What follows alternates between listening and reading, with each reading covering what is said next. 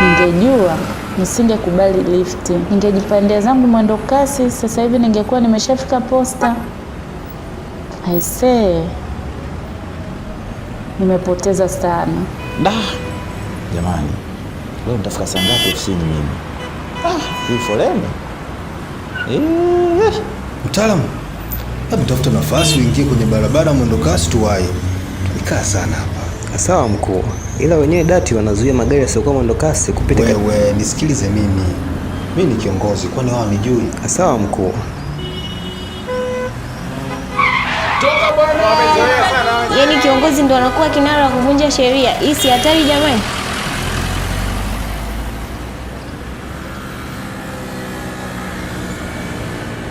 Hebu shika chuma. Kuna gari ile inakuja.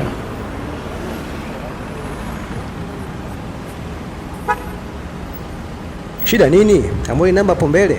Niko na kiongozi na mkutano. Kaka, hapana. Hauruhusiwi kupitisha gari lisilokuwa la mwendokasi kwenye barabara hizi. Kufanya hivyo ni sawa na kujichukulia sheria mkononi, ambayo ni hatari kwa usalama wa nchi yetu. Toa gari lako bwana, unakuchelewesha. Toka hapo, unakuchelewesha bwana. Unafanya nini? Maana sisi wengine tushakamatwa sana. Sasa ngoja sheria ichukue mkondo wake. Egesha gari lako pembeni hapo.